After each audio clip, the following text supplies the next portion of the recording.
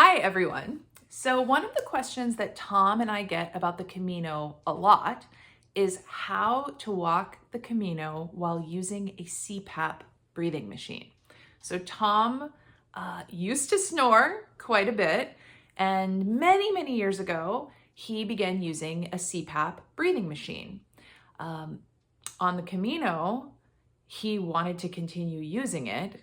It gets him a really good night's sleep, and it means that the other people in the albergues are not having to listen to snoring. So I'm gonna go through the CPAP machine that Tom used on the Camino, because there is a travel machine that's very easy to put in your pack.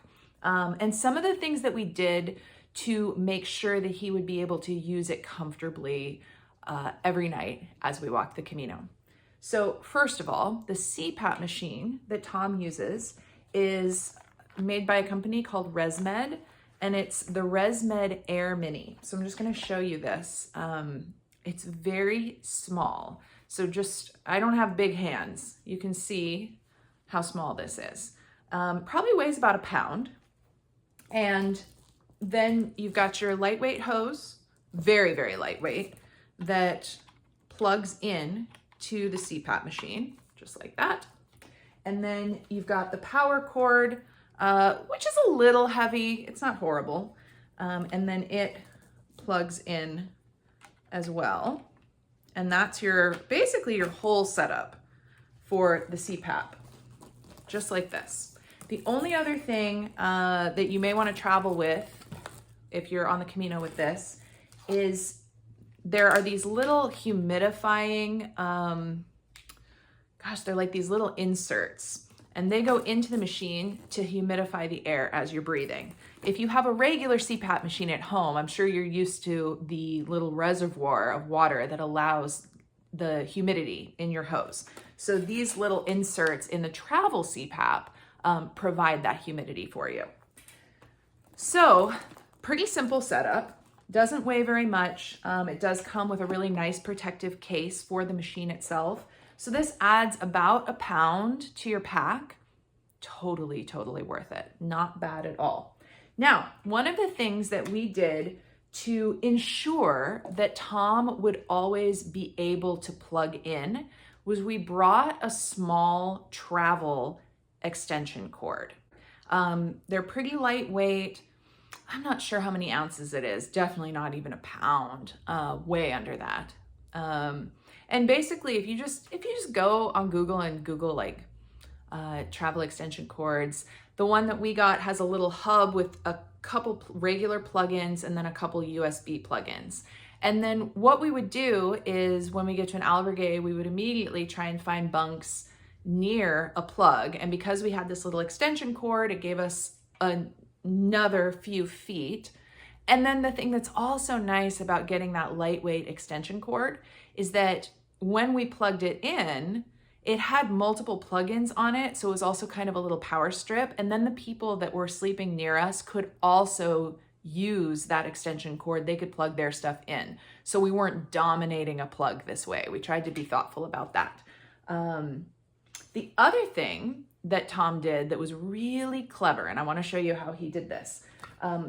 Figuring out where to set this while you sleep can be a little bit tricky on the Camino, right? Because you don't have like a nightstand most of the time. So what he did, Tom always slept in a bottom bunk and I always slept on the top. And part of the reason for that was so he could do this. So he brought this tiny little mesh bag, and the mesh is important because you need to be able to pull air through into the CPAP machine. So he brought this little mesh bag with a carabiner, and he'd keep the CPAP in here while he was sleeping.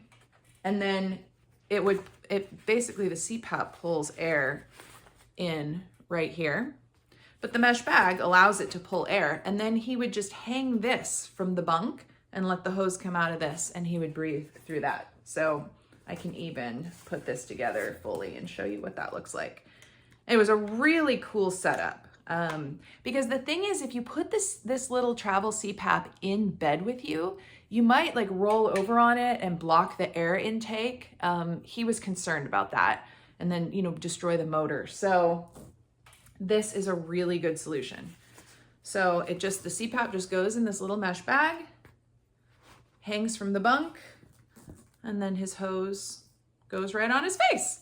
And in all of our nights on the Camino, and we walked for 47 days, there was only one time that we almost couldn't get a plug. There was one albergue that we stayed in that was really, really old, and it was very difficult to reach the plug. We got lucky and the people in the dorm were willing to switch beds around so that he could plug in.